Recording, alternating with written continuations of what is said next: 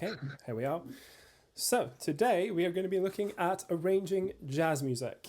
And I've got two people with me. I have three, one person got dropped out. I've got Michael, who's been in my streams before. And I've also got Orléans, who is, are you French or are you? Yeah, I'm French. You're French, but you're in Switzerland at the moment. Yeah. Okay. So, have you guys arranged jazz music before? Nothing even remotely approaching jazz, unless you count swing. Well, I mean, swing is an element of jazz, so you might. We'll talk about it in a minute, but yeah, Orléans, have you done? No, No, I did not. Okay, well, we're gonna. There's. Let's just say that a lot of pop music has elements that come from jazz, so you might have done stuff that's like involved in it, but we'll talk about it in a minute. So the first thing I'm going to do is I'm going to share my screen with you. Let's see, we got just one. Audio. There we go. Can you now see my? Oops. Can you see my little Word document? Yep. Excellent. Yes. Yes. Okay. So, what is jazz? What is jazz? What do you think? I would think more unusual chords, extended chords, Usual chords. Well, sometimes dissonance. Yeah. Not necessarily tonal. Usual chords. Sorry, dissonance. What did you say earlier? Not necessarily tonal. Not necessarily tonal. Okay, so this is all stuff that has to do with harmony and. Okay.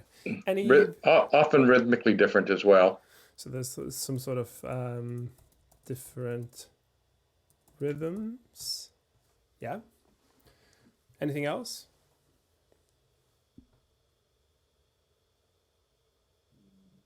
No, it's fine. It's so the reason why I ask is because jazz is often something where people start to kind of discuss what's the definition, what is this, and you know, and it can be a little bit confusing unless you just break it down to the smaller components.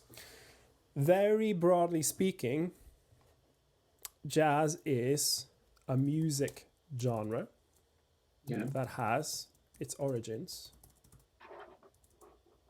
in African American music, specifically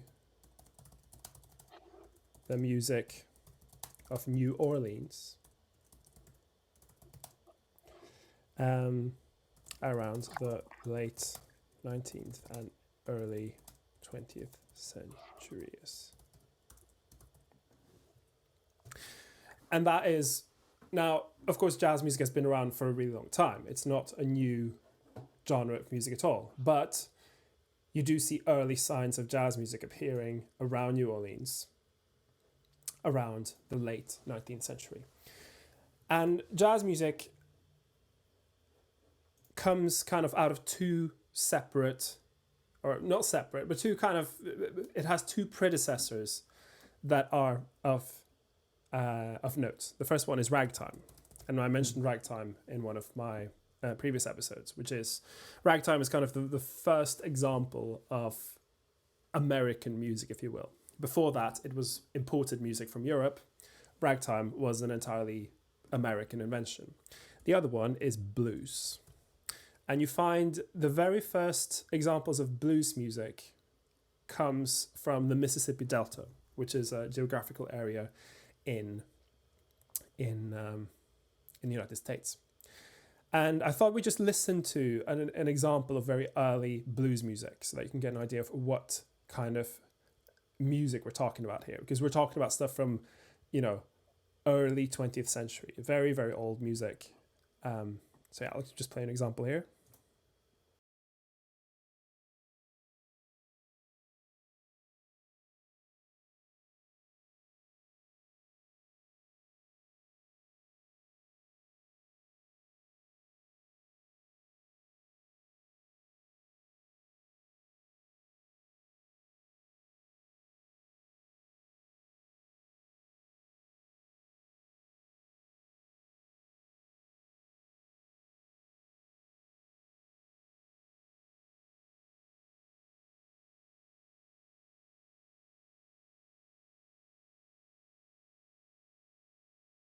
I'll just stop it there.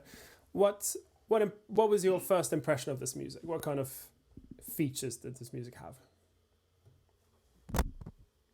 Well, it has the structure where the first phrase is always repeated. Mm-hmm. So you have we call it call and response. Call and response, yeah. Very good. Yeah, that's an important feature. Anything else? Probably using the blues scale, but I'm not totally familiar with absolutely. It with uses the blues something scale and the different modes. We don't necessarily need to go as far in as the blues scale, but we can talk about a blue note. And the blue note is a feature of blues music that is essentially, it's a note that's kind of halfway between the minor third and the major third. So it's kind of out of tune as far as our kind of standardized tuning goes, but it's a very prominent feature in this music where it's neither minor nor major, it's kind of in between them. And this is something that you also find in a lot of jazz music. What about instrumentation? Is it banjo? It wasn't a banjo, it's a slide guitar. You could, and in many, varieties of blues, you do find them playing on banjo instead. But in this particular one, it was a slide guitar. And though it sounds, of course, this was music from the early 20th century, it still has kind of a very distinct sound. The way it's sung is very distinct, and it uses slide guitar. It has like a very specific sound. Now, of course, this kind of music was happening all around New Orleans. And at the same time, you had ragtime music, which I mentioned last time. So I'm not going to go too far into ragtime music. But as I said, this was around New Orleans. And New Orleans is still to this day very well known for one kind of big thing they do during the year. What is that? Mardi Gras. Mardi Gras, yeah. Specifically, they do parades. And this is something that has a long historical standing in New Orleans. So the way a parade would work would be you'd have kind of what they call the main line, which was the first people, and that was like the organizers and the marching band. And the marching band would be playing, popular music. And behind the parades, you'd have a group of dancers, which is called the second line. And they would be doing traditional African dances. And this is something they still do to this day. And so the brass band would then be playing using stylistic features that would match the traditional dances. And this would develop into jazz music over time. So let me just have a look at my notes. So the most famous jazz artist to come out of New Orleans. Do you know who it is, actually? I'll probably know it when I hear it. Yeah, he's a household name for sure. No suggestions? Okay. His name was Louis Armstrong. Oh. And if we listen to this early recording of Louis Armstrong's, you'll hear that this, if you're familiar with parade music from New Orleans, this definitely has that written all over it. Mm.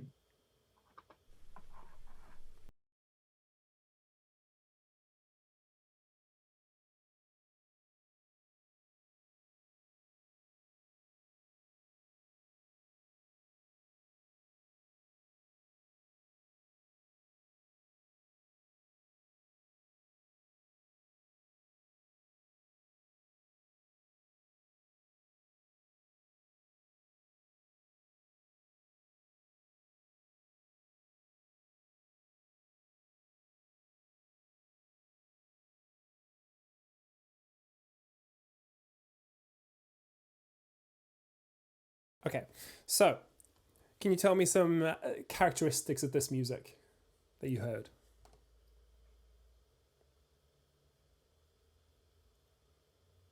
Any suggestions? In terms of instruments, Yeah, what about the instruments? What kind of instruments did you use? the saxophone, You had, I'm not sure if I actually heard a saxophone, but saxophones were commonly used for this kind of music. What other instruments? Clarinet, maybe? Clarinets, And trumpet.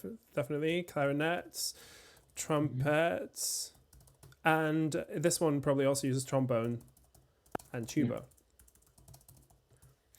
all marching band instruments. And this is something that you will see as we go into jazz music. These are the featured instruments generally. They used marching band instruments. Of course, they also used a type of guitar here, which is not a guitar, but... What do you mean? So, no, maybe I'm being me. They used the banjo here. So, this is more or less saxophones, clarinets, trumpets. That's more or less the instrumentation we still use for jazz music. You see this, and this all comes from New Orleans marching band music. So yeah, Louis Armstrong. Is that the same as Dixieland? Yeah. So some people will call this Dixieland music. I would probably just call it New Orleans jazz. But yeah, they do. I'm not. Don't quote me on this because I can't remember. But yeah, I do think that area is also sometimes referred to as Dixieland, and that's where it comes from. Okay, so eventually people started putting together big bands of these instruments, and they literally call them big bands. There's two really big, important big bands that we'll look at very briefly. The first one is called the Count Basie Big Band, and they played music that sounds like this.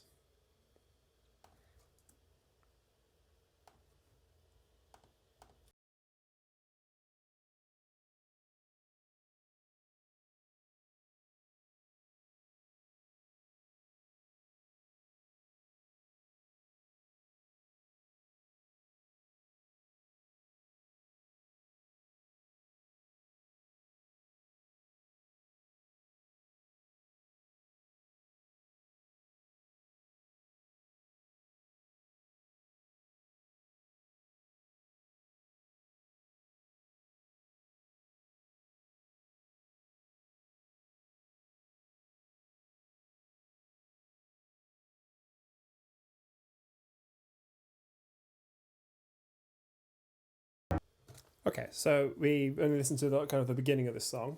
What kind of instruments do we have here? Piano. Piano, very good. Yeah. Piano, bass, drums, bass, jazz drums. trio, sort of. Yeah, and there was also a guitar. Then it was kind of hidden in the background. Of course, this is a very old recording, so sometimes it's difficult to pick stuff out.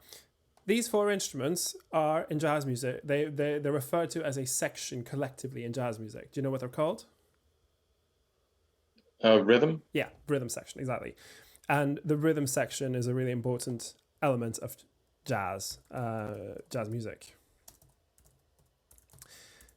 The rhythm section, their job is to carry the rhythm. So the drums play the rhythm. The bass does the bass line. They do different kinds of bass lines, which we'll talk about a little bit later. And then the guitar and piano will fill in the harmony. Of course, we didn't get far enough into the song that we would hear the rest of the band, but I thought we'd use another song to hear that. We'll listen to another important big band called the Duke Ellington Big Band. Duke Ellington is one of my favorite composers, so I thought it'd make a good example.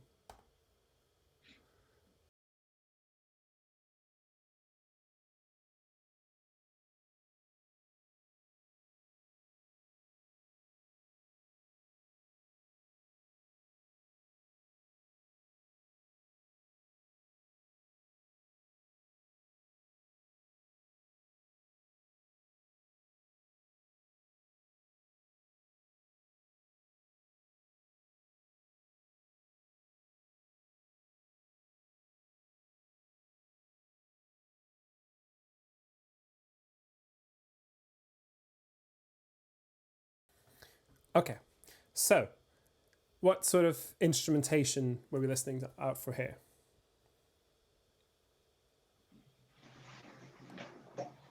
I had piano. Yeah, piano, very good. Drums, no? Piano, drums, very good. Let me just write Duke Ellington, just so we have it for our notes. So we have piano and drums. Yeah, absolutely. Was that saxophone? Yeah, and the saxophones were featured very prominently. They were playing the piano drums. Piano Is that drums. Take the A Train?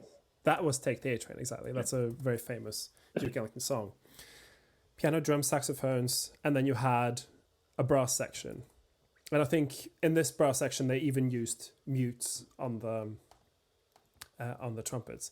I'm sorry, let me just see if Gittin can get back into the stream. Hang on. Sorry, guys. Okay, hang on. Sorry, I'm just gonna, because the guy who got lost from the stream, unfortunately, he was also the guy who requested this this episode. So I think I need to just let's see. Okay, so yeah, so essentially, these are the main instruments that we use in jazz music. However, you might have noticed that we didn't have any voices on any of these tracks. These were all instrumental tracks. And in fact, because jazz music comes from marching band music, this was music that in the beginning, at least, was played completely without any amplification. And so they would use instruments that would carry really well. So trumpets, obviously, other brass instruments, saxophones. And it was only when they started playing them, it's like in concert houses, when they could introduce, piano. The double bass was, historically not a particularly loud instrument, but if you put them in a concert house, then it works. Okay. So then we're not, of course, writing for big band when we're writing for choirs. We're writing for singers. And so what do we need to do if we're taking music that uses a different instrumentation?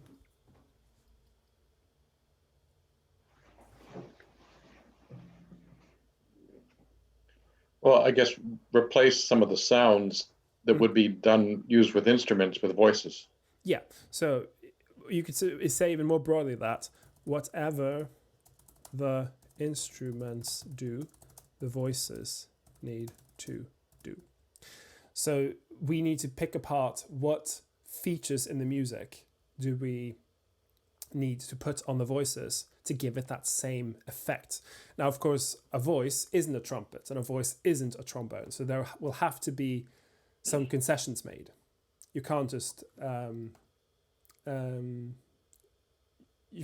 do it one-to-one copying. You have to change things around. So let's break things down a little bit and figure out what are the essential elements of jazz music that you need to put into your vocal arrangement to make sure that it sounds like jazz. So we talked earlier about the features. Now, Michael, your first comment was that it uses unusual chords and dissonance. And that is important, but I'd say that the comment on rhythms is probably the most important. So what is going on in the rhythm in jazz music? Do you have any idea? Syncopation? Yeah, there's a lot of syncopation.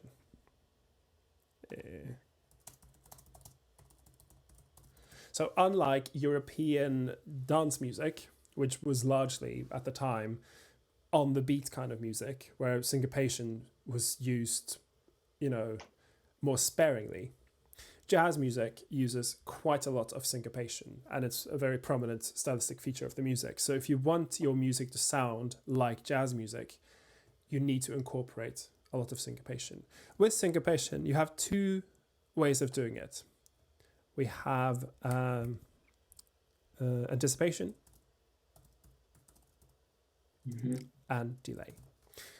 And again, we'll look at this when we go to the song that we'll arrange, and I'll show you how you might approach introducing anticipation and delay. Though I will say that the best way, the very best way to get used to it is to listen to a lot of jazz music. Okay, I am going to. So I had an incident before. Someone is waiting in the waiting room. I had an incident when someone tried to join. Let me just message them and ask. Okay,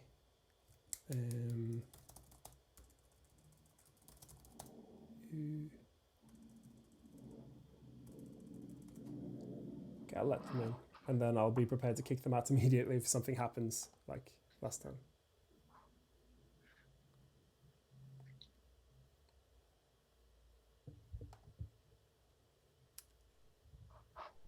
Hello. Do we have Thomas?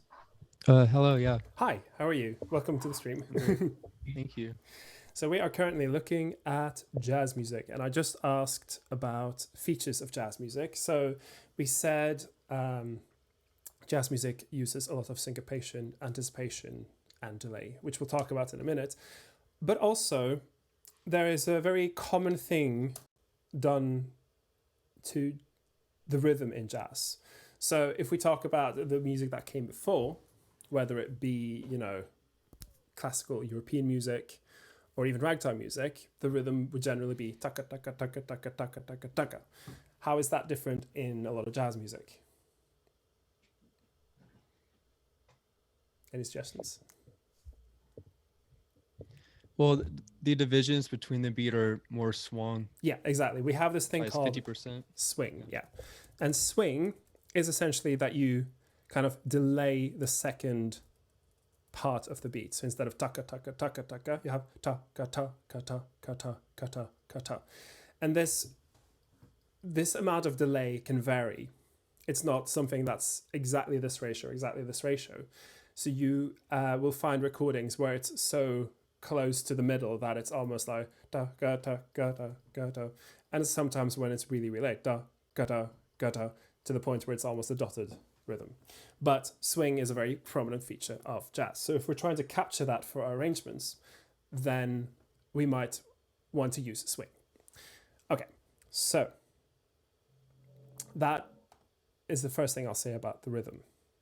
There is also an element of polyrhythms. And what are polyrhythms?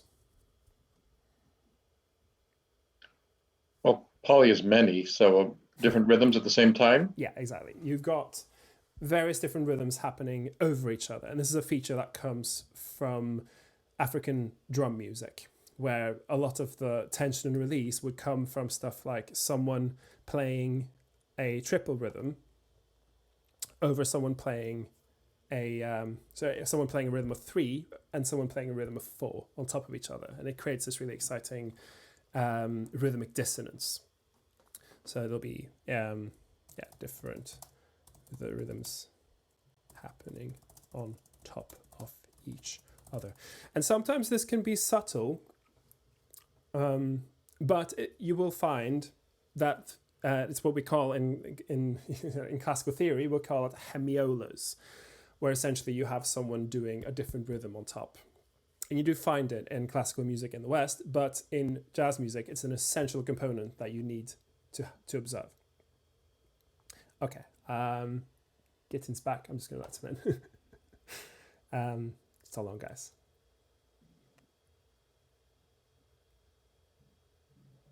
He's having trouble joining. Okay, I'll just move on to the next thing. Okay. Right. Polyrhythms. And now, as you mentioned, Michael, unusual chords. Now, when you say unusual chords, what do you mean exactly? Well, beyond the major and minor. Yeah, so in the previous... extended, I think you called them. Yeah, exactly. So in one of the earlier streams, I talked about extended harmony, and this is very common in jazz music. And so, hi, Gittin, you managed to get in. Good, yeah, sorry about the incident before. But yeah, we've just gone through sort of the components of jazz. Okay, so you will find that in jazz, we generally use 4-note chords or more. So it's very unusual to use just triads in jazz. I mean, if you go back to, the very early marching band beginnings, then yes, of course, that might have been happening. But around the 20s, when jazz was kind of at its height, you would generally always find 4-note chords. It wouldn't be a triadic kind of music. So if we're going to be arranging something in a jazz style, then we do need to make sure that we use extended harmony. But we will talk about how to do this. What's really interesting about jazz music is that you can adapt a lot of music into the jazz style, if you will. And if you ever see these viral videos popping up on YouTube of someone arranging, a song into like crazy harmonies, this is something you can do with a lot of music to turn it into jazz music. Now, who was it that mentioned the not necessarily tonal point? Was this you or Leon? Yeah. Yeah. So this is something that comes a bit later. I would consider that to be post jazz era music, if you will. So the time when jazz went into what we call free jazz came kind of after sort of the 40s. So this was after jazz music left kind of the popular music. This was when rock and roll was starting to become a big thing. So this is a very specific time within jazz. It used to just be dance music. So it is, of course, if you're doing a song, like say, God, I was never particularly good at the free jazz scene because I just didn't enjoy it very much. If you have something like Sun Ra's big band, which was a very, very bizarre big band where essentially the guy who ran it claimed to be from outer space and he only accepted people into the band who could like communicate with him telepathically and stuff. And essentially all their music was improvised. That does fall within this sphere, but it's a very kind of fringe niche part of it. Most jazz music from the popular jazz era would be tonal. So, okay. So we now have kind of a few points that we can look at when we start to adapt a song onto voices. Are you guys with me so far? Mm-hmm. Yeah. I'll mention one more thing, which has to do with form.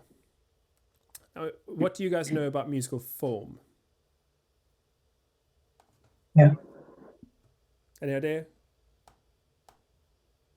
Stuff like sonata. Maybe like form. an ABA structure or Yeah, exactly. So structure AB here. / form. Yeah, and so when jazz music was starting out,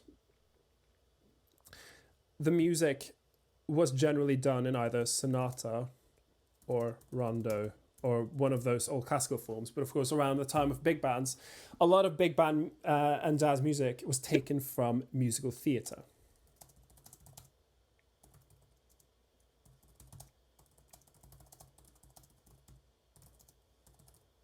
And in musical theatre, a very popular form was AABA, which is you have one section, you repeat it, then you have a different section, and then you have the first section repeated. Another one was ABAC, and the song we're looking at today is an ABAC form kind of song. We have one section, then something else, then the first one, and then sort of a coda at the end. So you will find that music that uses either of these forms, for instance, will sound very good in a jazz format. Jazz music generally is not verse chorus music, which is something that came more into play with rock and roll music, for instance. Okay. All right, let's actually move on to the song. So the song I picked out for us to look at is a jazz standard. It's called All of Me. And I think early on, you might have heard it. Michael, you're familiar with it. Have you heard the song, Gitten? All of Me? Yeah. Yeah. And Thomas? No, not yet. Okay. Well, I'll. It's not a big problem if you haven't heard it. It just means that what I do will probably make a little bit more sense. But let's get it up. I've got it on my Sibelius here. Here, I've set it up. So I've just written in. And now what I've done is I've just copied out the notation from the real book, which is, I'll just show you in case you're not familiar. Mine's a bit tattered and out of shape. Can you see this? So this is a song that's very commonly used by jazzers to just quickly learn songs. And it's essentially, it just shows you the melody and it shows you some very commonly used chords for it. However, we're not going to be doing it exactly as the way I copied it from this book, because that's not really it's not really that interesting, so I want to make it more interesting.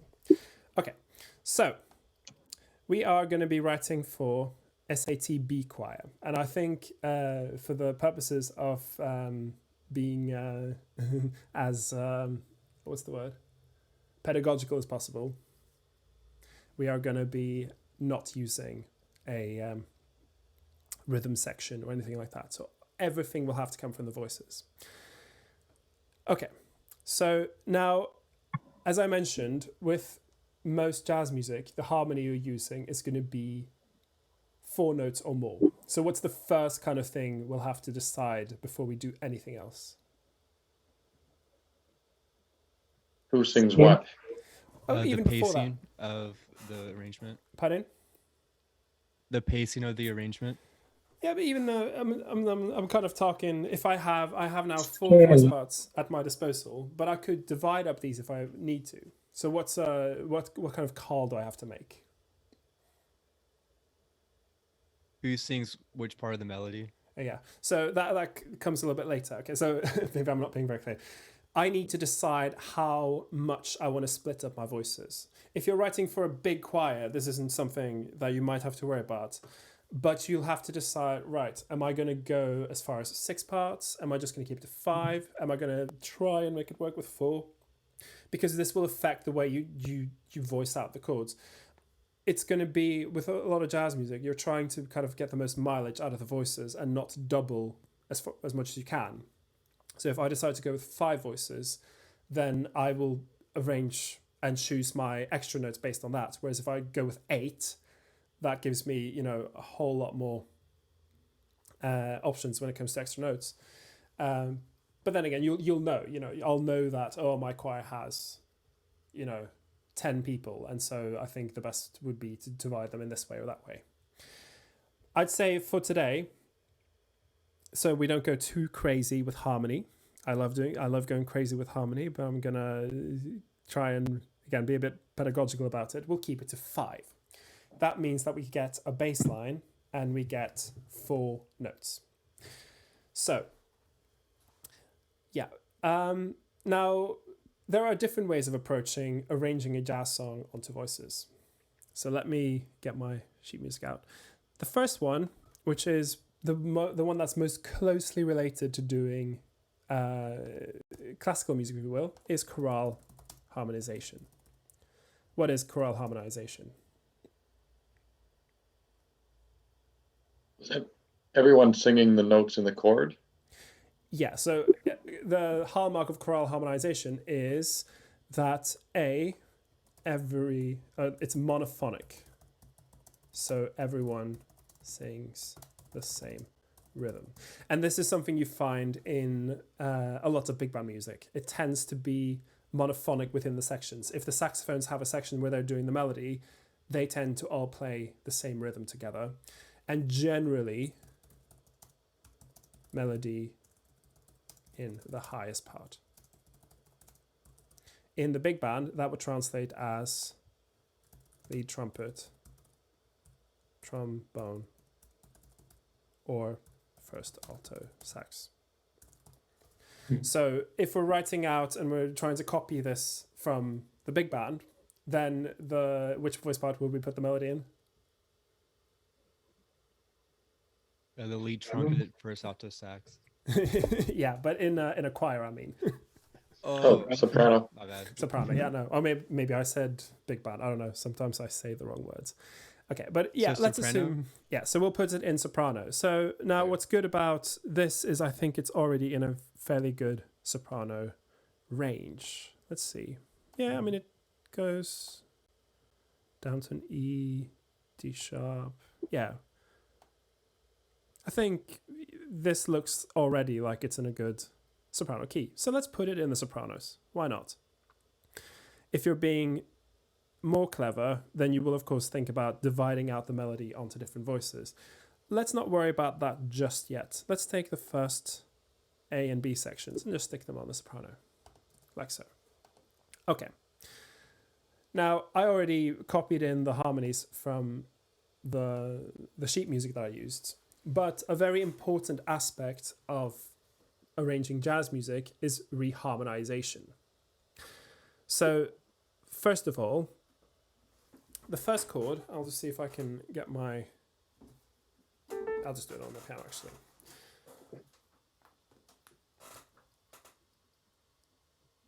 Okay, so first we should work out, right, am I going to stick with this chord progression or not? Now, in this song, it starts with just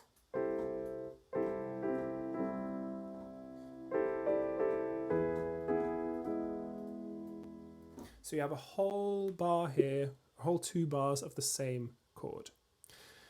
And that may be well and good, and we can just arrange it out like that, just using straight. In fact, let me get my piano connected, and we'll just do it that way, just to illustrate that that's possible. Let me get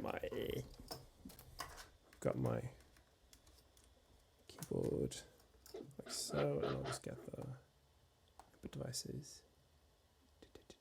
There we go. So, for those of you who've done choral harmonization with me before, what approach do I normally use for choral harmonization? You like to put all the chord notes of the chord in one voice part, and then use the arrange function to explode it. Yeah, I mean, that's how I'd spread them out afterwards. But more specifically, what approach do I use when I'm arranging in choral harmonization? Do I start with one of the middle parts? Do I start with the bass part? What do I do? Bass part. Bass. Yeah. So I'll do 2 things. I'll decide what's the bass doing, and then I will arrange from top to bottom. So what I do is I'll start with the top notes and just fill in the chord going down. And that, again, that's just a matter of music theory. So in this case, if I'm going for just no reharmonization, I'm just doing these chords exactly the way they are, then I will copy this onto the bass part, and I'll just be, okay, well, if we're just doing choral harmonization, you'll just be on C the whole time. So I'll just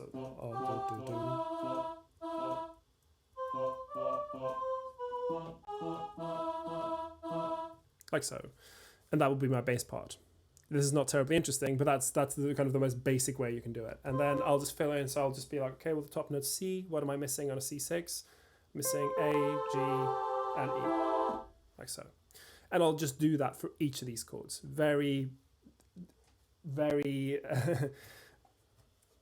simply copying them out, like so. Then I'll be here. And this next note is not in C6, but then I'll just not move any of the other parts and, oops, keep them on the same note as before, for instance. And then I'll do the same here, be like B, okay, well, what am I missing? I'm missing G sharp, E, and B, okay. Let me just get this correct.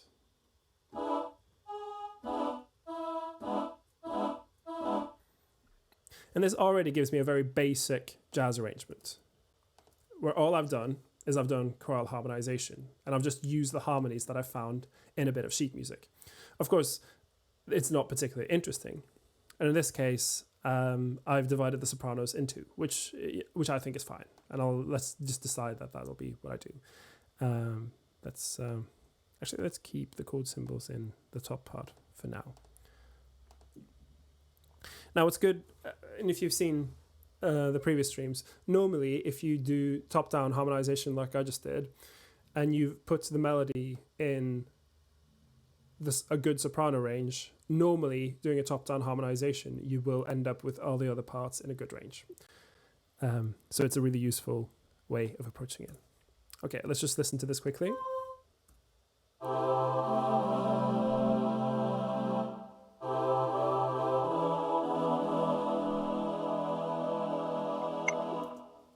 I mean, that's fine. Is it interesting? Not really. No, not really. It's very basic. It's like Babie's first jazz arrangement.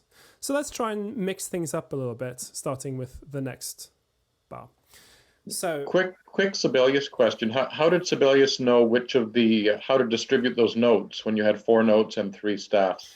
So Sibelius tends to divide soprano and tenor. That's just, if ever, it kind of has a predefined which part it will choose to divide. And normally it'll choose to divide soprano or tenor. So in this case, I just went with soprano. And I think we can probably just divide soprano here. Doesn't matter. This would be manageable for an alto as well. But anyway, okay. So the next thing we can think about then is, right, we have the whole chord for 2 bars. What can we do then? How can we make it more interesting? Use a counterpoint? Let's not get quite into counterpoint just yet. I'm thinking, We could add some chords in between. yeah, we can add that some lead chords in us between. into D minor. Yeah, exactly. So here, and this is, I talked briefly about this in one of my harmony videos, but in jazz music, it's really important to get to grips with this concept called a 2-5-1. Who can explain to me what a 2-5-1 is? A 2-5-1 is kind of a cadential progression, very famous and seen around jazz standards, where when you approach a chord, you approach it with the second of the chord, and then the fifth of the chord, and then the root. And so in this case, in D minor, it would be E minor 7, A7, and then D7. Yeah, exactly. And so, yeah, you gave a very exact description there, so that's really good. If you're not familiar with doing a 2-5-1, I'll say it as follows. You pick a chord that you want to go to. So in this case, we're going to D minor. That's the next chord that's happening, and we choose, right, that's the chord I want to go to. You then imagine that you're in the key of D. So you find your D, and then you think of that as your 1. And then you find your 2, which in this case would be your E. And you find your 5 of the D, which in this case would be A. And then you construct a chord progression, or a cadence, as Thomas called it, where you use the 2 chord, and that you can just use the notes that would exist in the scale of the song, or in the scale of the chord you're approaching. You can kind of choose. This is where there isn't really one answer fits all. You just choose to fill in thirds. So in this case, in D, the second step would be E minor, that one, and then A. And in D, that would be a 7, and then D. Of course, this D chord is in minor, but with a 2-5-1, you can mix and match a bit. You can choose to either do a minor cadence or a major cadence. That's up to you. For those of you who aren't used to doing jazz theory, does this make sense, kind of? Yes. Yes? Yes? It's completely fine if not, because it is a little bit abstract. But the concept of a 2-5-1 exists in basically all Western music. You find it in Baroque music, you find it in Romantic music, and you find it in pop music. And in jazz music, the reason why 2-5-1s are so important is because jazz music switches keys a lot. It goes into different keys for just a couple of bars. And one of the easiest ways to get to the new chord is to use a 2-5-1 for that key. It tends to always sound correct, if you will. So in this case, we could introduce, if we think of our approach the chord we're approaching as D, the chord we have is A. So that would be what step of D? 5. That would be 5. So then we can precede our 5 with a 2. And if you go back to, I'm not going to talk too much about the circle of fifths, but the circle of fifths is relevant here. If you go back to the circle of fifths, you will see that before A, you get E. And that also happens to be the 2 of D.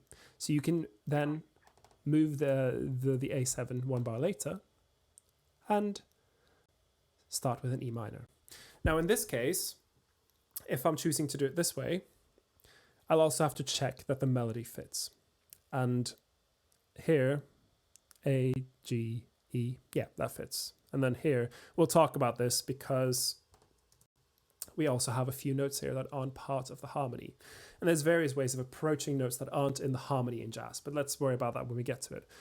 First of all, again, just for simplicity, let's just copy this out into the bass part. So in this case, it'll be E.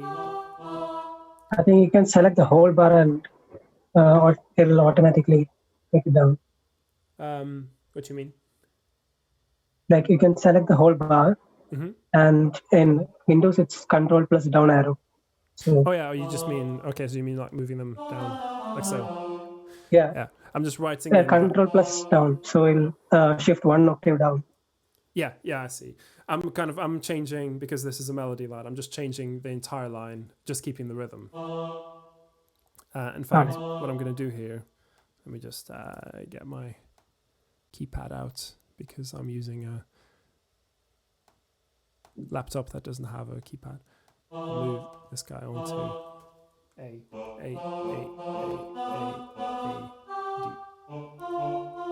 Again, this is not, I'm not being terribly exciting with the bass line, but this does mean that I do have the root at the bottom, which is, you know, usually done in jazz, at least jazz music from the 20s, 30s, and so on. They don't use inversions so much. It's mostly root position.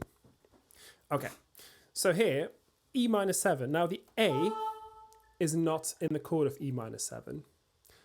So, but we can just replace one of the notes in E minor 7 with the A. Now, what step of E is A? Pardon? 4. 4.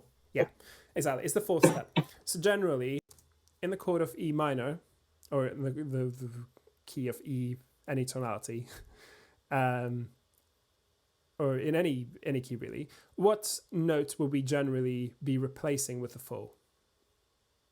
The 3rd. The 3rd, yeah. So we'll just do this. Yeah, we'll just do the same here. We'll imagine that we've replaced our G with an A, and we'll just fill in the rest of the harmony. Like so. Oops, I wrote it in the completely wrong place. Hang on. Sorry. There. Again, I'm just filling in the notes.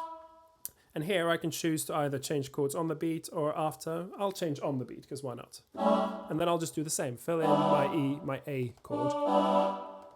And now I'm just filling in the 4 notes of this chord. And we'll talk about extensions in a bit. But here we have a D sharp. Now that's not a note, that's an A7. But again, we can replace one of our notes with the D sharp. What chord in A7 do you reckon would be a natural candidate to replace with the D sharp? I'll give you a clue. The D sharp is the sharp 4 or sharp 11. 5. 5, yeah. You'd replace the 5 generally. The 5 is a note that you can generally leave out when you're arranging any kind of music. The 5th step, unless it's been altered in some way, the 5th step can generally be left out and you're not going to lose much in the harmony. So that whenever you need to choose, oh, I don't have enough voices, what do I leave out? The first thing you leave out is the 5. In this case, just again decide that my D sharp is now taking on the role of the E, and just fill in the chord down.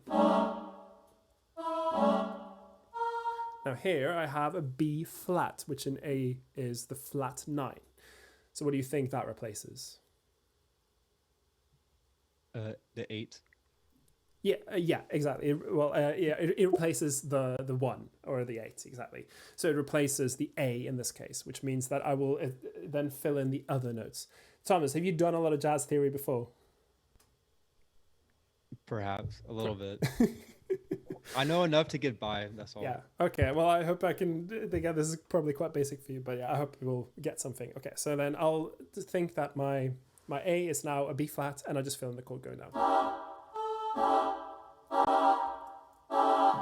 And again here, the G is like the 4 of D, so I just replace my 3rd and fill in going down. Already here, it'll sound a little bit more interesting because we added this E minor, and also we have some chords where we use passing notes that we've replaced. So let me just spread this out. I use the arrange function, which I swear by the arrange function. It saves so much time. You find it, if you haven't used it before, you find it, I think, in note input. I always use a key command, so it goes quickly. Note input, and then arrange is like over here. So you just do everything on one stuff and then spread it out. Now, well, first of all, let's listen to it. There's more to be done here, but we'll talk about it in a minute.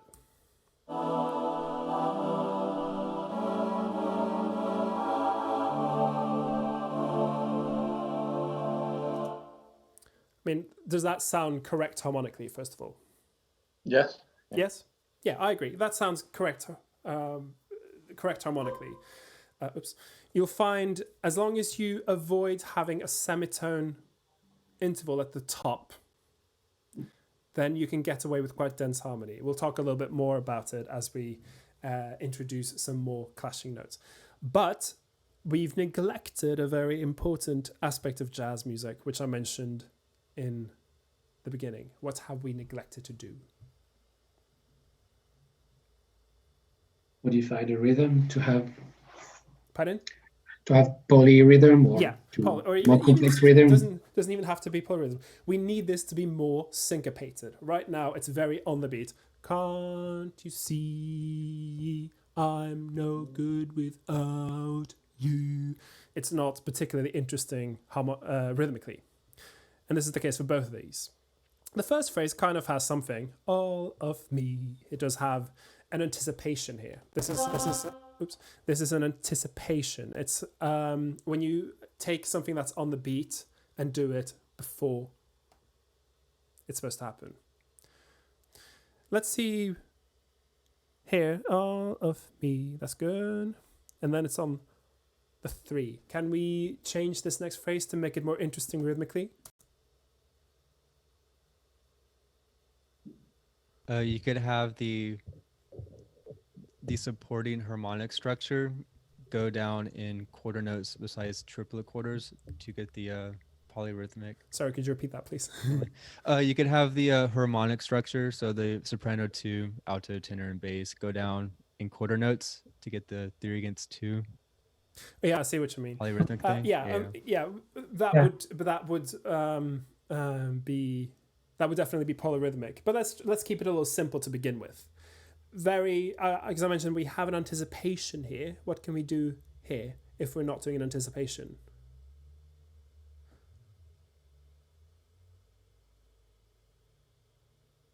Just delay the first beat of the follow.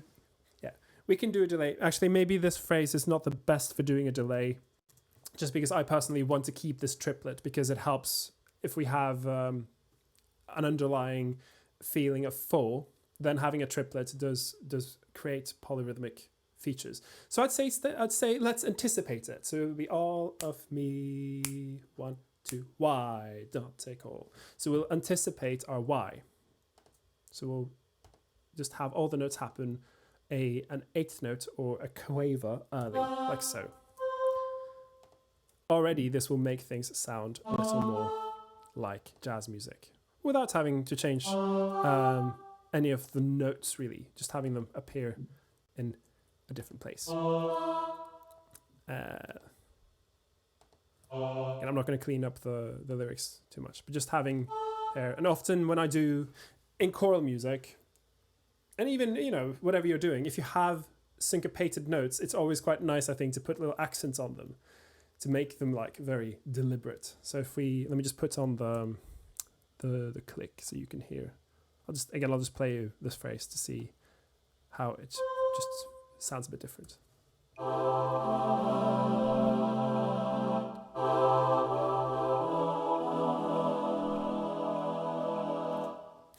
That sounds already a little bit more interesting, I think.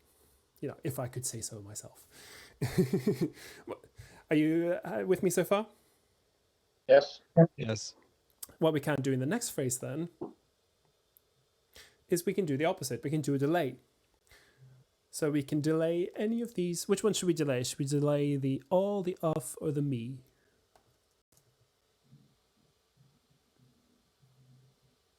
All. Pardon? I vote to keep it as is because it's a rhythmic motif to the beginning of the phrase. Yeah, well, we can do. But it just for the intellectual exercise, if you had to, if someone had a gun at you and said, you have to delay one of these notes, which one would you delay?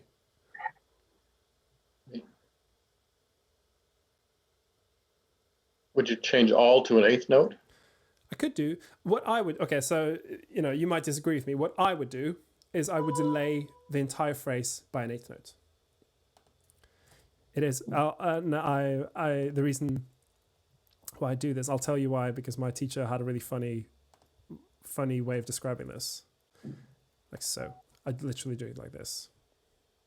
And this would then be on the beat. So we'll make sure that's clear. So we get this effect. Okay, so we just get it from here. Oops.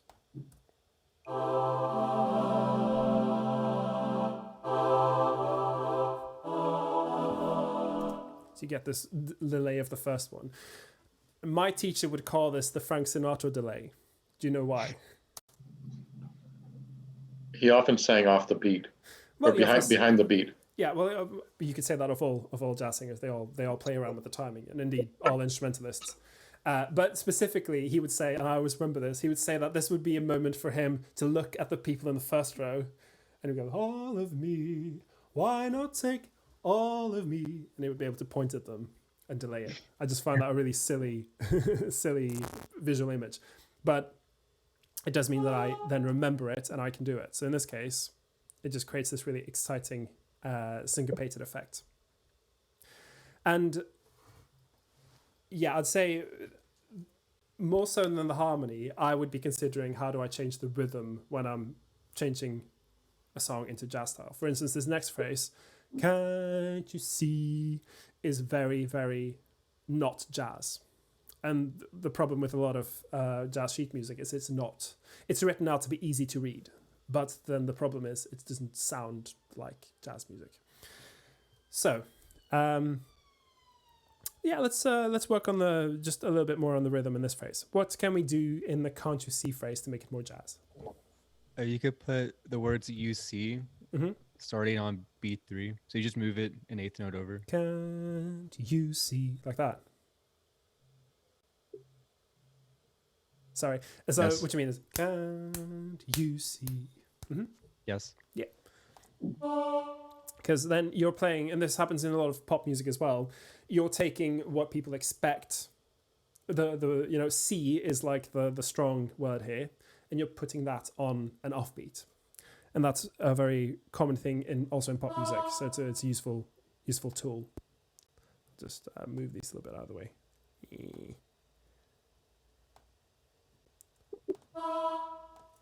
You can even, if you want to be extra daring, we'll leave it at that. That's fine. Don't have to go too crazy. Then we have the triplet again. That's a good polyrhythmic feature. Without you, and then we'll have that anticipated just so that we have, something that's not on the beat. Avoiding the beat is a very good philosophy to have when you do jazz music. I'm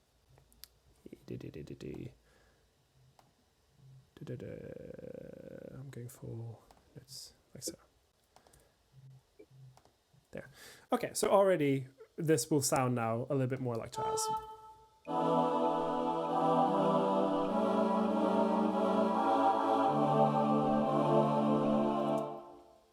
But we also have, and we'll go back to our harmonies here now, we have this whole bar here of nothing before our E7, which is kind of boring. We'll want to fill that in. So we're still imagining that we're doing choral harmonization. So we're not putting in any other, interesting things. We'll get to that in a minute. Let's imagine that I want to approach this E7. How can I go about doing this?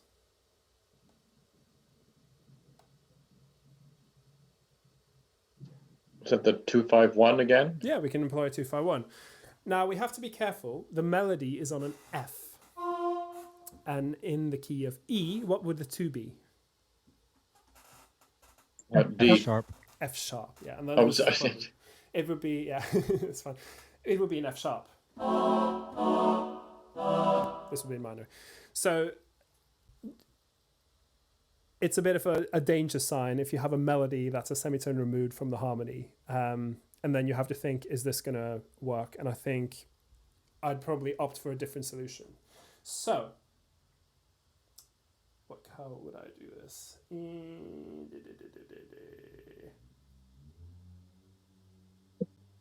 I might have to just play around a little bit. Hang on, guys.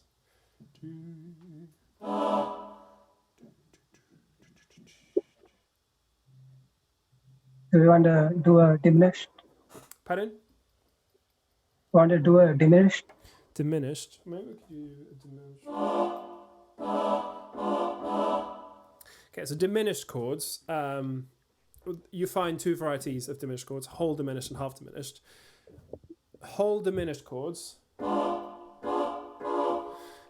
you will often use in place of dominant chords. I'll see if I can find a place to show this in the song.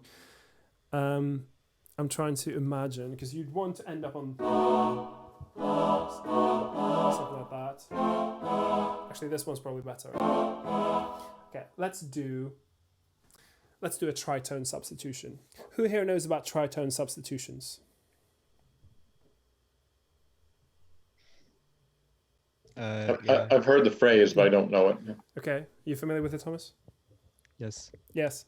Want me to explain it, or would you like? Oh, you can, so how would you explain it? Okay, so it's tritone substitutions when you substitute the dominant function of a chord progression. Usually it's 5-1 is the most common, and you substitute it with the tritone away from that dominant function. Yeah. So much. here you would have the dominant function would be B major going to E. And so you replace that with the tritone, which would be F major. Yeah, exactly. And so what happens is you slide down a chromatic step down into the root. Okay. Yeah, exactly.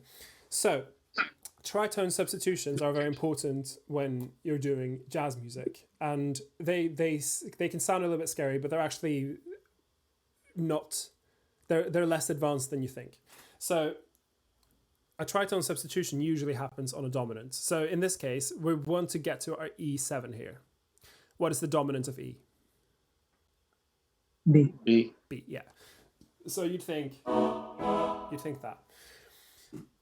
Now, have I mentioned what the most important notes in a chord is yet?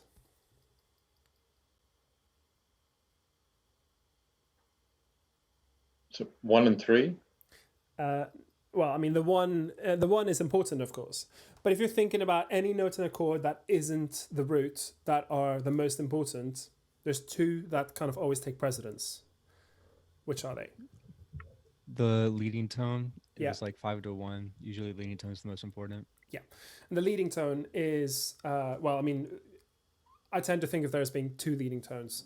The important steps would be the 3 and the 7. So if you have any dominant chord, let's take B7. The important notes are that D sharp and the A. That then resolve like that. The 3 and the 7. And the 3 and the 7 are the key to doing tritone substitutions. Because on a B dominant, as I said, the third would be D sharp, and the 7th would be A. Now, if I take the chord that's a tritone away from the B, this would be F. What's the third of F? A. A. And what's the flat 7 of F? E flat. Pardon? E flat. Yeah, exactly. So notice how E flat is enharmonic with D sharp. They're the same note. Well, they are. We consider them to be kind of the same note. And A is A, which means that these two chords have the same kind of important notes. Your D dominant uses the same important notes as your F, which means that you can then use an F in place of the B, and it will still retain those defining notes. Now, don't worry if this is a little bit confusing, because it is like, oh. But essentially, as Thomas said, you can replace a dominant with a dominant that's a tritone away. So in this case, we replace our B dominant with an F dominant. And this often leads to a really nice descending resolution. So if we're going to that E7, for instance, F7 goes nicely down to E7, just in the semitones. Let's see if I can work this into a good progression. So let's imagine that we're aiming for F7, essentially here. What could we put before F7? And again, I'm going to give you a clue. Imagine that we're going to B flat and we're treating it like a 2-5-1.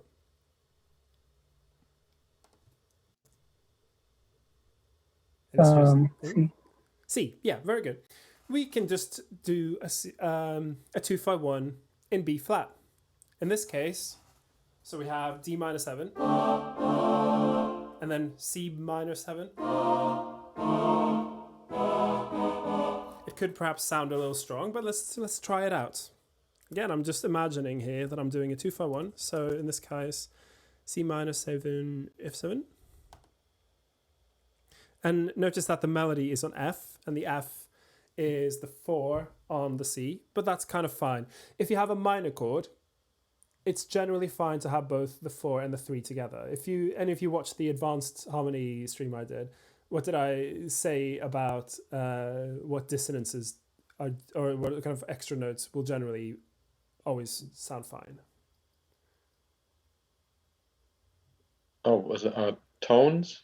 If it's just tone away? If they're tones away, not semitones away, exactly. So any extension that's a tone away from another note will generally sound fine. It's once you start having semitones that things can get a little bit crunchy. So in this case, we'll want to make sure that we have our 3 and our 7 in, as I said. The 3 and the 7 are the defining notes. So first of all, let's just put in my bass line. And it'll be there. Like so. And no, I'll have to decide. Yeah, so in this case, sorry, any questions? Nope. Okay, so in this case, I would probably keep the 3rd, not replace it with the 4. Because the 4 will be a tone away, so it's going to sound fine. So I'll just fill in. I'll imagine maybe that the F is now taking the place of the G instead. So the F will be replacing the 5, and so I'll fill in the 3rd, the 1, and the 7, like so. And then I'll just complete the next chord, and this will be just like so. I'm not taking breathing into account here, by the way. So I think here, okay, I'll just try and fill it in, see if it works. Yeah, okay. And I'll just quickly write in the next phrase so we can, because when you start doing stuff like this, I know that from a theoretical point of view, this should work, but it might sound a little bit funny in practice. So then you got to make sure that you trust your ears. So listen back to it and make sure it works. So I'll fill in the next note, and I'll just do that exactly like I would normally. So in this case, now I'll keep in mind here that this E, and then there's like a descending line to that D, but it stays on that D, which means that I'll probably want that D to be the most kind of stable chord. So I'll fill in from the D going down. And that's just me seeing, I see, aha, there's some sort of semitone line here, which means that something will be happening. Now, there's 2 ways I could treat this. I could either have all the other parts on these notes already and just have the top part move. That's fine. I could also use some sort of approach chord. What would be a nice approach chord to use here? If I, for instance, respell this as D sharp.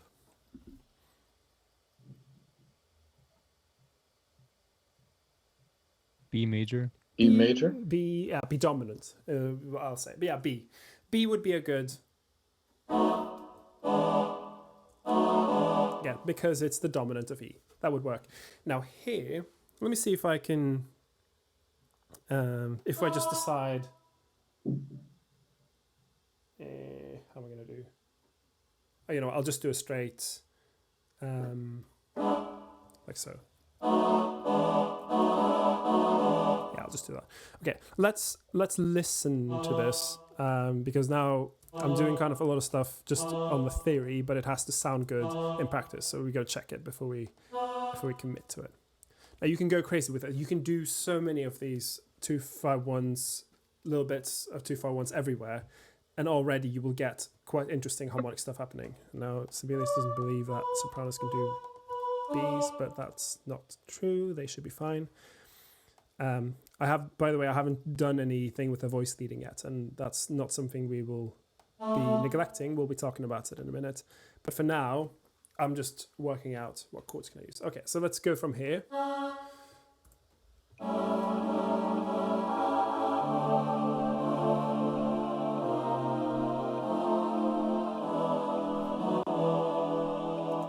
What do you think?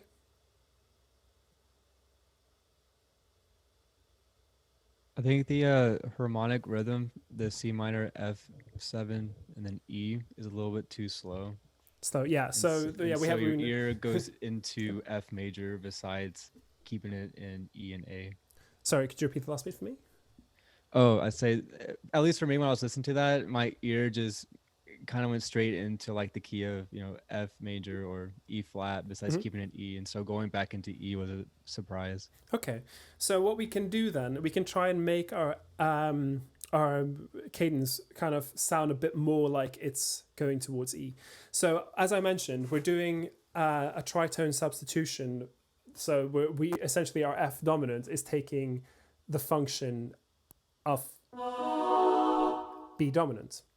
What we can do is we can put a B into our F dominant chord. If I put a B into my F dominant chord, what note in the chord would that be?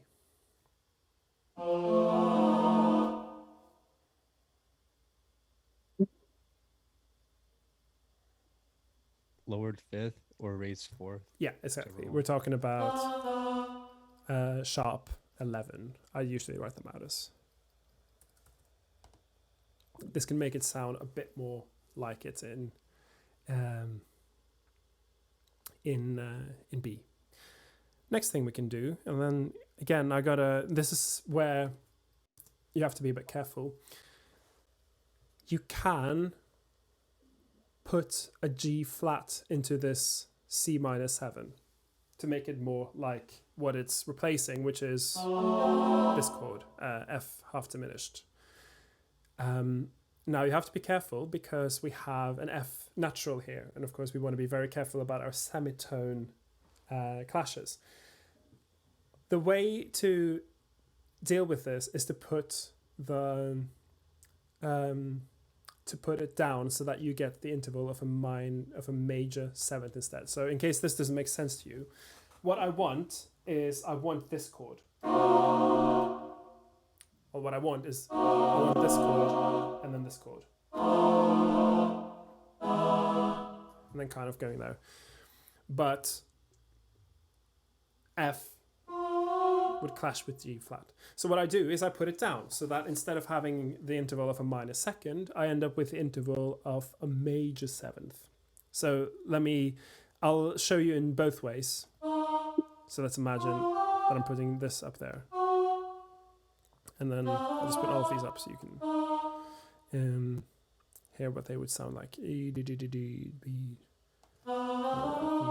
There. This is probably going to sound quite crunchy, but let's try it.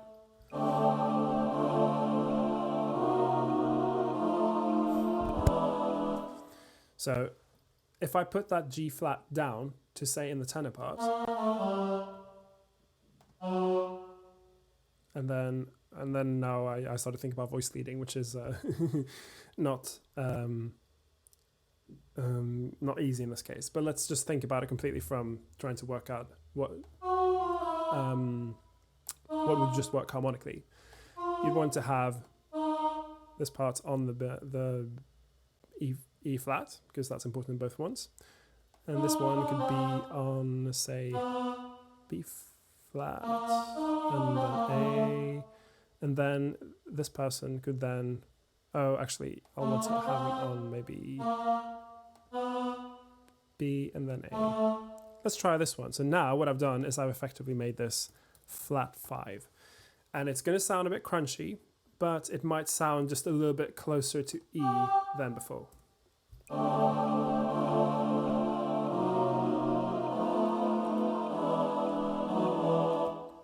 Now we're talking about quite crunchy harmony here, but does this work better, you think?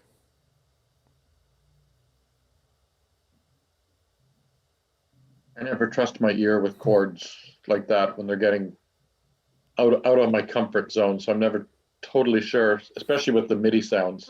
Yeah, this is getting into quite advanced territory. It's I'll listen to, I'm not quite sure about it myself. Let me listen to it again.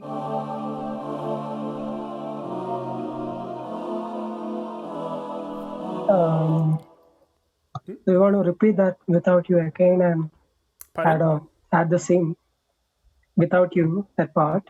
You can like repeat it again with the same chords, and like the soprano will be singing the like a counterpoint actually. Sorry, I don't quite understand. What do you mean exactly? Like that without you section, the sopranos will be singing the first part, and the other parts can do a counterpart to the same chords. That might be like some of filling. Okay. Don't you think? Would we then keep the D minor chord for the whole time, or would we change the harmony? You can keep the same harmony, but it'll be more filling, I feel. Okay, I see what you mean. Okay, so this would be, and we're kind of stepping out of the choral harmonization here, but yeah, we could. You can use it as a pedal point, something. Not sure how I'd do a pedal here, but I see what you could do would be something like this, say. And then maybe anticipate so that it's like this. This would be on the fore end.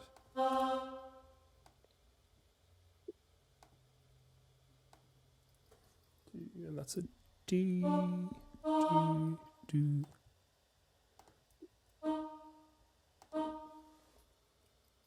Yeah, the harmony is getting, as I say, quite crunchy. But this, I mean, it does sound like jazz music to me. Okay, so sorry, I'm just writing out the notes.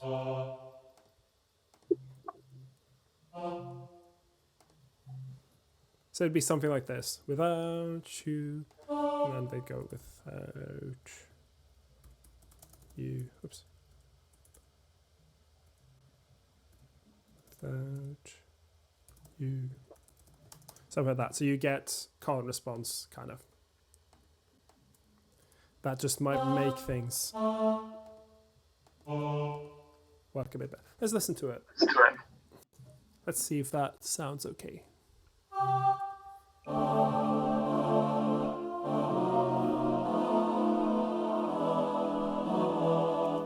It's a little bit crunchy, but I would accept that if I got that, I would accept it.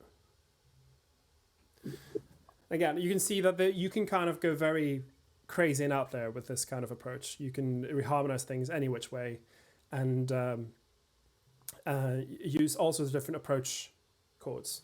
So let me just make a note here. So we looked at a tritone substitution,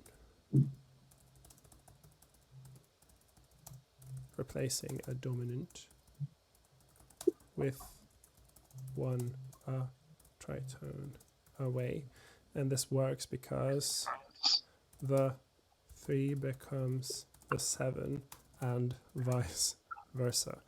That's just me writing it out quickly, but essentially it uses the same leading notes. The same leading notes. Okay, but what we've done now is we've harmonized this without thinking about voice leading, and this is something you absolutely have to think about when you're arranging for voices. So let's quickly, and again, I will often just scan it quickly. It's something you get kind of used to when you're working with voices a lot. It's just trying to catch stuff like voice leading while you're working. And something like here, you see this huge jump up. This is not too bad. This is a 6th, this is a 7th, this is 2 sets of 6s. Yeah, that's fine. That leads nicely down, no problem. Okay, so here we have a bunch of people moving in tritones. This is a danger spot, if you will. No good without you. Here, I would be thinking, okay, well, the melody is moving a tritone, but the other parts should probably not be moving a tritone, because for those of you who do singing tritones, if you're singing the harmony, is hard.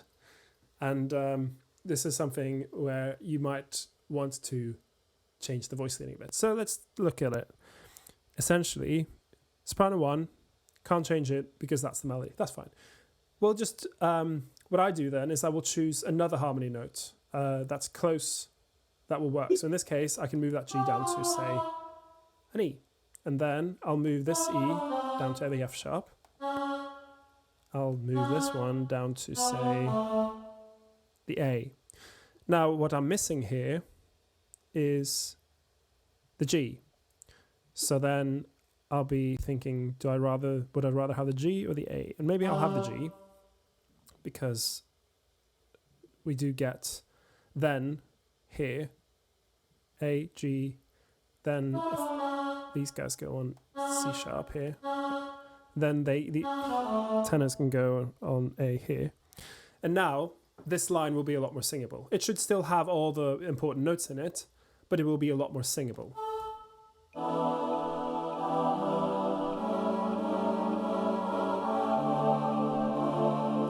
In fact, I could even keep the second sopranos on that note, keep the tenors on that G.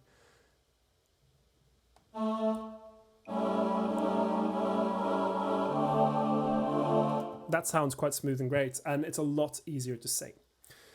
So, especially when you're working with tricky harmony, you've got to make sure you check for these things. Here, for instance, I am quite aware that the tenors will have a bit of an annoying time maybe singing down to that G flat. It's just about fine. Do you think it will be easier to sing down to that downbeat on the tenor part if it was just respelled as an F sharp, and just seeing it as a minor third might be easier to sing it rather than a augmented second? Yeah, possibly. It's so I started out on piano, which means that if ever I see a G flat, I'm kind of thinking of the note on the piano, and so for me it kind of means the same. So for someone who maybe doesn't come from that kind of background, maybe that's easier. I'm not sure if it matters massively, but it could help. It's one of those things where I don't think there's like one better answer, because the G flat is the function in the chord. But I will say that it's sometimes better to spell things out so that they make sense as a line. And yeah, I do agree that it's easier just scanning it to see, okay, F sharp there. Okay, does this make sense so far? Yes. Yes? Okay. Right, let's talk about walking bass lines. Because so far we've just been using a bass that's on the beat, but one of the most defining features of jazz music is a walking bass line. What is a walking bass line?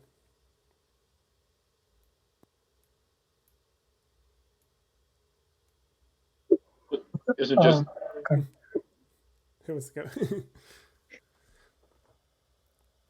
It's where the bass, at least in the big band setting or a combo setting, the bass guitar or upright will arpeggiate the chord function on downbeats.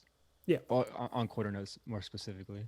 Yeah, quarter notes or crotchets, as you say in the UK.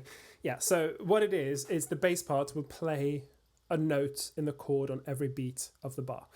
There are loads of ways of doing this. I'll give you them in increasing difficulty. The easiest walking bass line there is would be this one.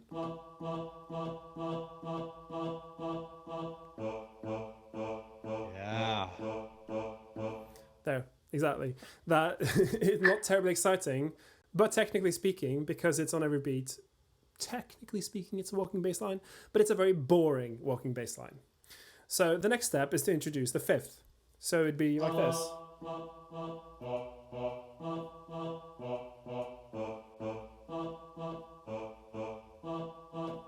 Again, it's not terribly interesting, but it still functions as a walking bass line kind of. It gets that effect of something on every beat. And that's what you're looking for essentially.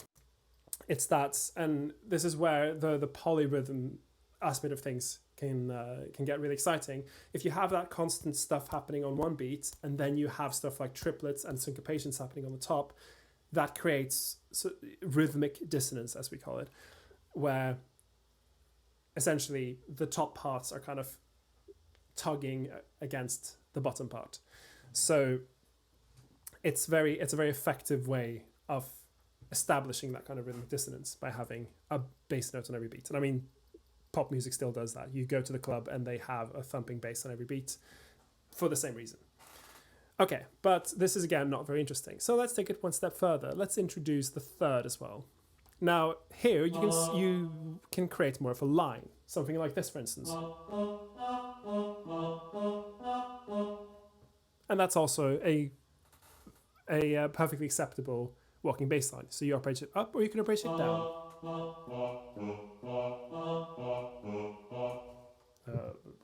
And then switch. And now this is more like something you would actually hear a bass player play. Then you can take it one step further, which is to add in approaching lines instead. So instead of just thinking I'm going to be approaching the chord, you could be thinking I'm going to create a line. So let's imagine that I'm on that E and I want to get to that A. I can just move down the scale, approaching the A.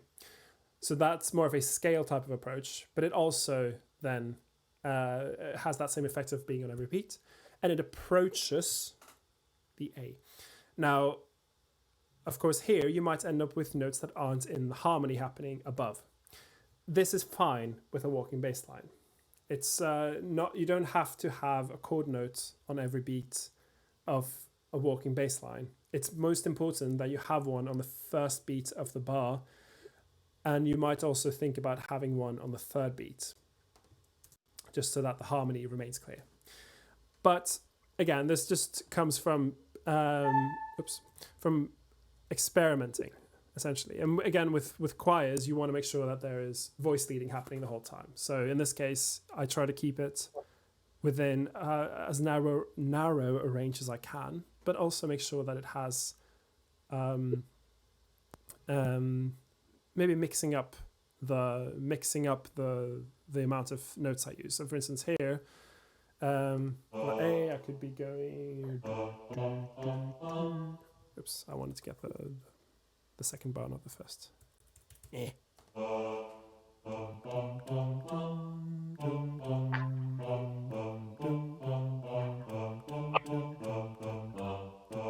An approach note, and then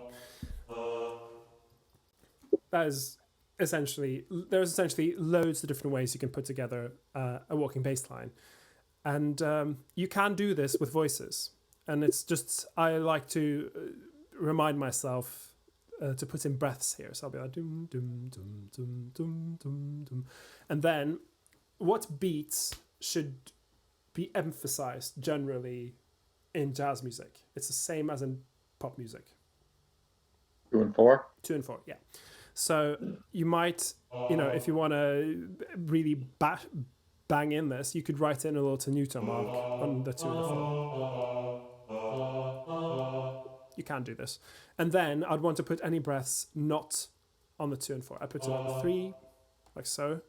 Dum, dum, dum, dum, dum, dum, dum, dum, dum, dum. So you get more of an emphasis on the 2 and 4.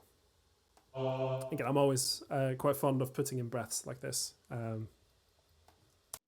because it stops that thing of, excuse me, where are we supposed to breathe? So just write it in, then there won't be any problems.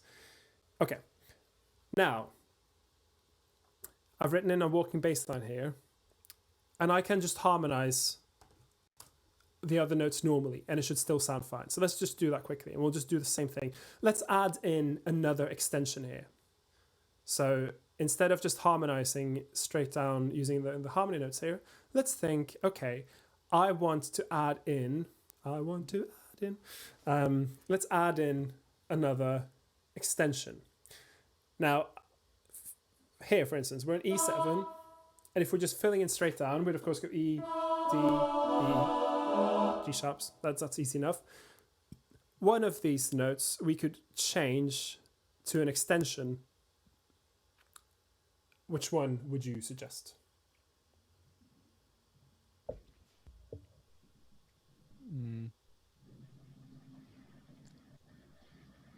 D probably. Pardon?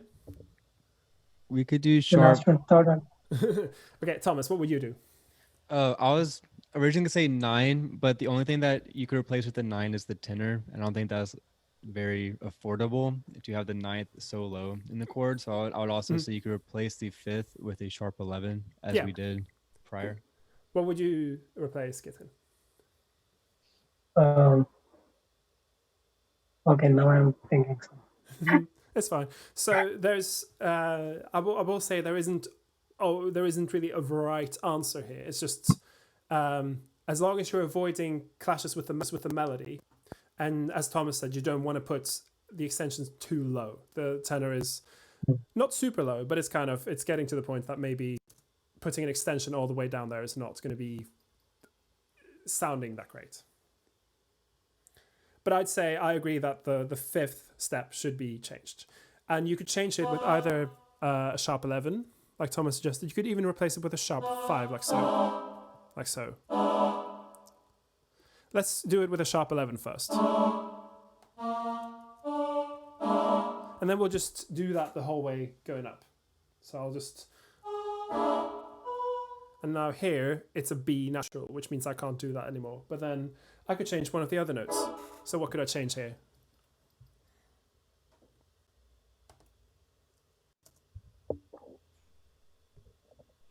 You could change one of either the soprano 2 or the alto voice to the 9, so the F sharp. Yeah, I'd want to keep the 3rd still, so the soprano 2 chord would probably stay on there. But I'd want to change this one, the root. I'd probably want to change that to a 9 of some sort.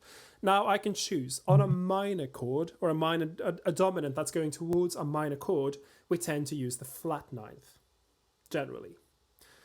You can use the major 9th, but the flat 9th tends to sound a bit more like it's coming towards a minor chord. Now here, what chord is this? What type of chord is that? Diminished? That's a diminished chord, exactly. So you see here, if you have a dominant chord and you replace the root with the flat 9, suddenly you have a diminished chord. So very often a diminished chord will take the function of a dominant. If I say I wanted to change this entirely to a diminished chord going up to an A minor, like so, for instance, you can use an inversion. So in this case, I could put, say, the D sharp, which is the 3rd of E, in the bottom, and what you end up with is effectively just a diminished chord. But you could also put the B at the bottom, or you could put the F at the bottom, or whatever you want, and it accomplishes kind of the same effect. And again, I'm sorry that it's getting very, very like theory, but you guys seem to kind of get what we're going at here, and I really love this harmony stuff. So okay, let's just spread this out. Oops. And again, the final judge is always going to be the A, so we want to make sure that we listen to it. I'm just going to fill in this next chord very simply. So I'll just fill it in going from the top and down. Here I'm on the 4, so I'll just replace my... Actually here... No, I'll do it afterwards. Replace my 3rd with a 4 and we get this. Again, I'm just doing it very theoretically. I'm not really being creative with it. I'm just filling it in very theoretically. There, so let's listen to this with our walking bass line.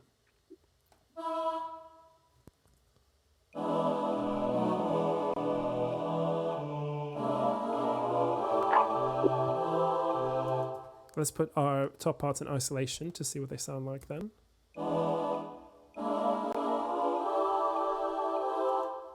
mean, that sounds crunchy, but that sounds like big band music to me. Now, it is perhaps a little bit tricky with the voice leading here. You see, altos do have a tricky line.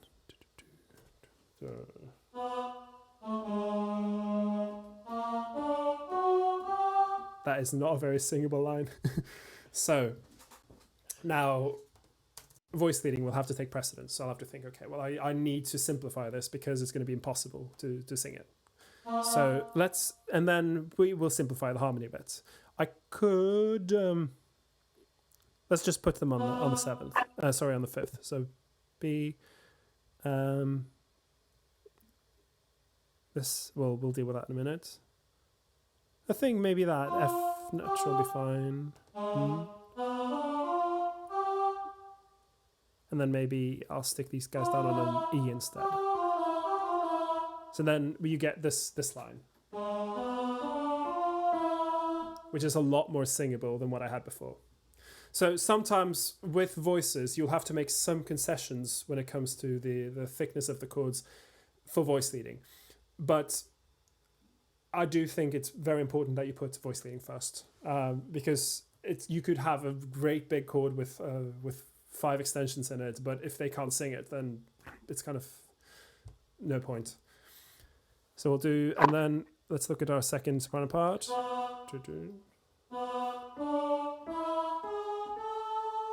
Yeah, that sounds like a singable line to me. Maybe put them down on the 7th here, because that's just a straight A sus chord. Okay, tenors.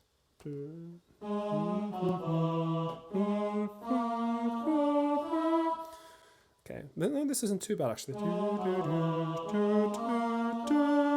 Maybe there.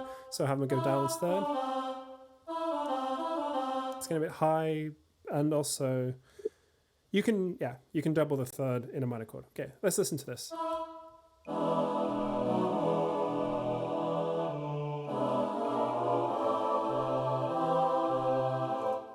I mean, that sounds like jazz music.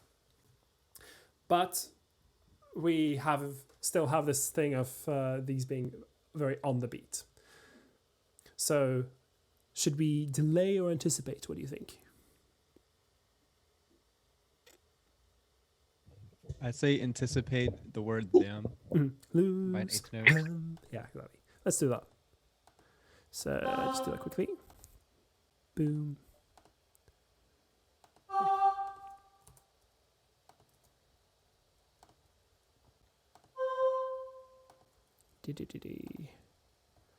And there, like so. That's going to sound a little bit better. Just some more rhythmic instrument, some more rhythmic interest. Keeping it off the strong beats makes it sound more like jazz music. Oops.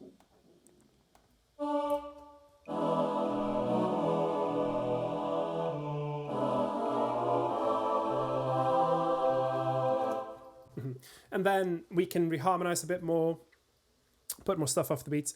But essentially, these are the things you'll do. Now, you can do this with words, like here. I mean, this is a song that has words, so you'll want to use those words. But you could also use just syllables. And this is very common. If you listen to vocal groups, like, say, The Real Group, or Manhattan Transfer, or those guys, they very often use just like syllables, like ba ba da shu ba do stuff like that, which is fine. It's vocal jazz contains a lot of imitation. There's one feature of jazz music which we haven't talked about yet, and it's what happens when they've played through the melody. What is it? Or when they what? After they've all played the melody together, what happens then? Do they all stop? They can sing like a rhythm section. Pardon? Like they can do like how the brass instruments do. Yeah. Like a rhythm. Yeah, they do that kind of stuff, but I'm thinking very specifically. Once all the horn instruments have played through the top of the song and they've all played the melody, then there's a section that happens afterwards where maybe it's just one or two or stuff like that, which we call what they do. They improvise. They improvise. Very good. Yes, improvisation is a very, very important aspect of jazz music. Now, doing it with voices is tricky, but some people are quite good at doing this. So when you have someone who improvises using just like random sounds, you call that scat singing. I don't know why they call it scat singing, but that's what they do. And this is, you need to have someone essentially in your group that can do this, because it is improvising in jazz music is it can be a little bit tricky. So improvisation.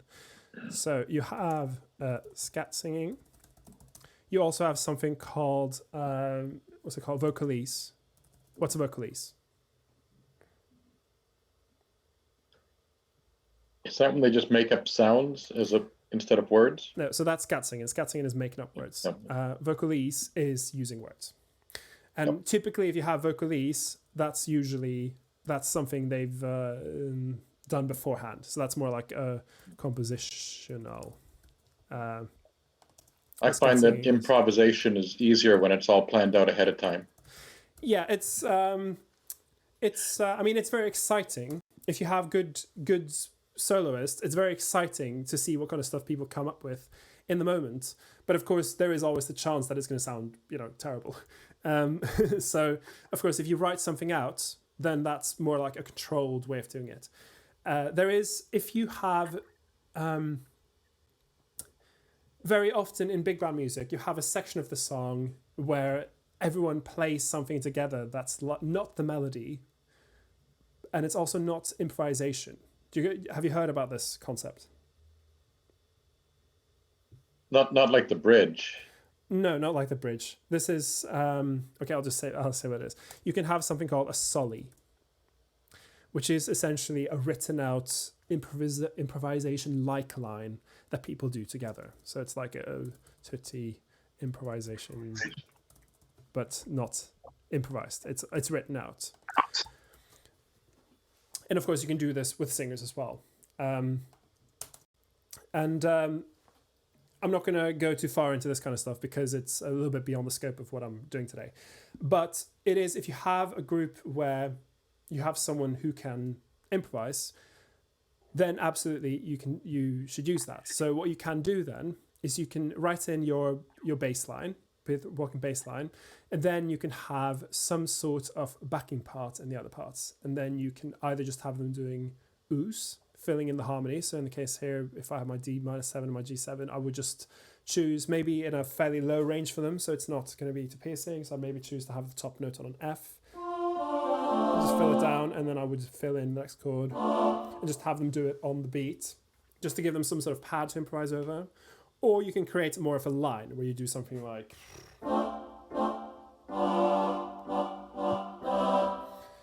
where you do some combinations of anticipation and delay. And again, they will kind of take on the role of the rhythm section, if you will. They will do the piano accompaniment or the guitar accompaniment. Again, I'm not going to go too far into that. All right. Let me see in my notes if there's anything I haven't looked at yet.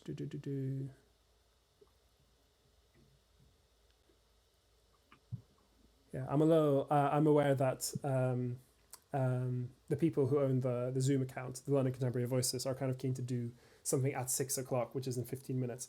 So I'd say, do people have any questions?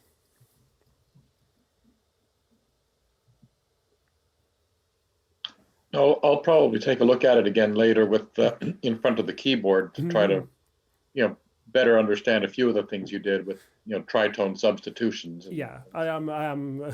I should really have some.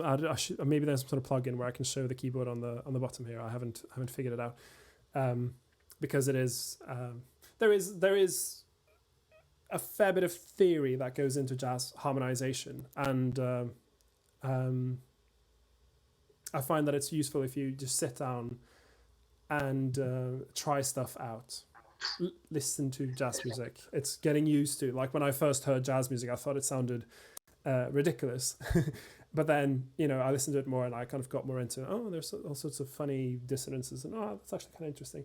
Just having listened to it a lot will help you decide, does this sound correct or not? Again, just comes from listening to it a lot. Any other questions? So throughout this arrangement, you mentioned about how the third and the seventh is most important in each chordal structure. So when you're going through and rearranging the parts for just better part writing, would you rather keep the third than the fifth? So like it would be better to omit the fifth if you need to rather than the third?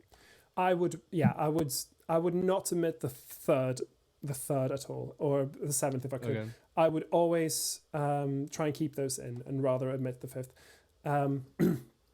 Because the fifth, it's something that kind of comes from the harmonic series, if you're familiar with it.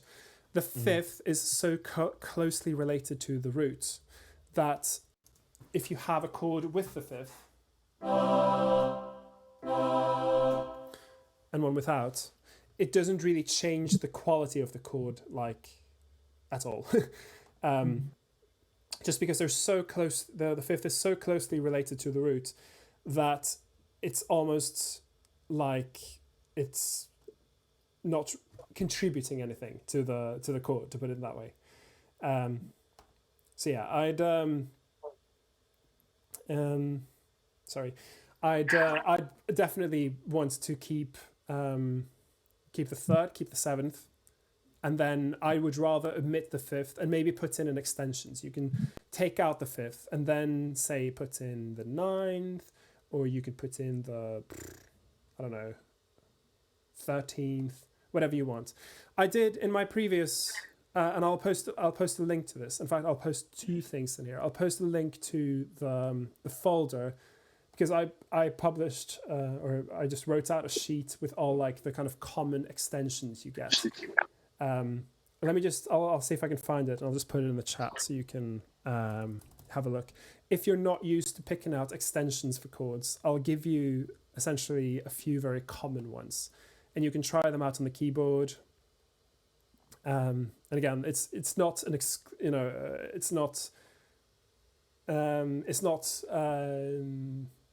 the only ones you can use. Of course, there's loads more that you can use. But those are the ones that I've, in my experience, have found to work the most, if you see what I mean. I'll get the link so I can share it with you now. Get the link. And I'll put it in the chat so you can see it. Okay. Everyone? There. So yeah, just have a look at that. And also I'll put it in the description for the video for anyone who's watching. And then you can, again, your biggest friend when it comes to figuring out harmony for jazz music is to just experiment and try stuff out. Listen to jazz music and experiment. And this will also help you get used to what kind of rhythms are appropriate. Any more questions?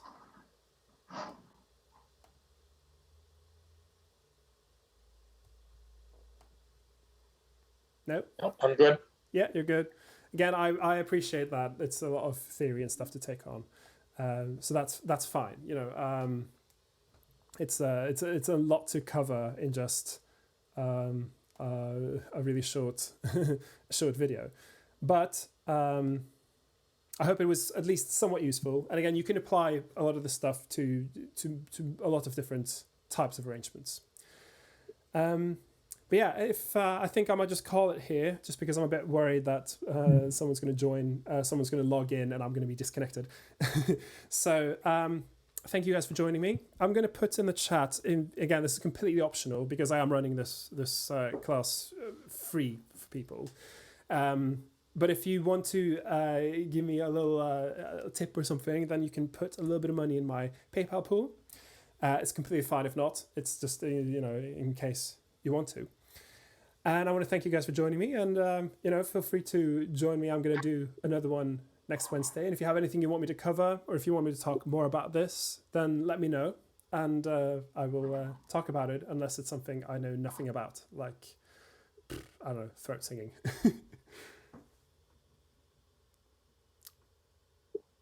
So, but yeah, I'll call it here, guys. So I will hopefully see you all next time. And you. Okay, thank you. Thank you for this. Yeah, you're welcome. And again, feel free to make suggestions for future topics for me to cover, and I'll have a look. And and thanks for those watching on YouTube as well. Okay, bye guys. Bye.